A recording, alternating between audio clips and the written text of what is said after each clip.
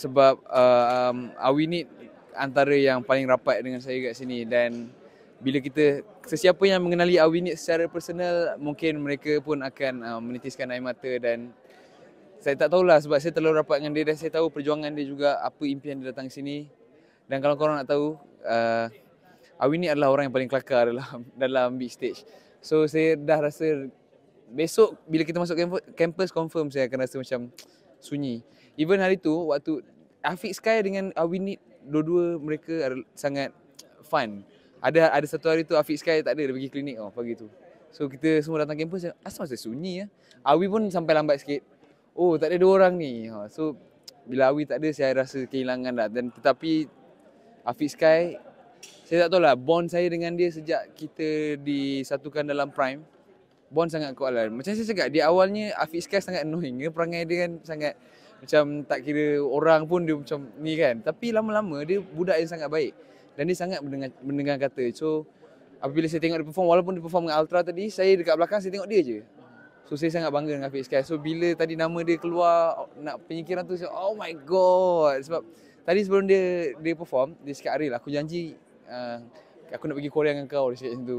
So bila dia sikit, ya Allah, saya sedih tau. Saya sangat-sangat sedih. Tapi Alhamdulillah tu dia kata, kuasa Tuhan, rahsia Tuhan tu kita tak tahu.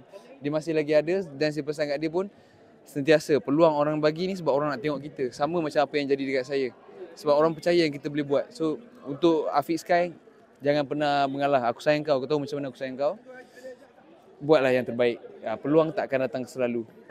Mula-mula bila dia orang guna Immunity X, saya macam happy sikit. Oh, selamat. Tapi alamak, dia swap pula. Saya lupa yang ada that system. Benda tu pun, tetapi itulah, setiap kejayaan tu diperlukan pengorbanan, sacrifice kan.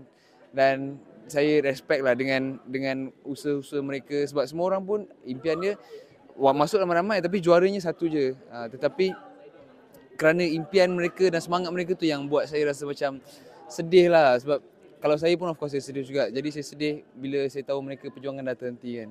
Okay, Aril, termasuk Aril. Okay. Siapa yang Aril mungkin boleh rasa? Untuk saya memilih untuk tidak jawab lah soalan sedemikian. Sebab yang ada sekarang ni pun memang semuanya hebat-hebat.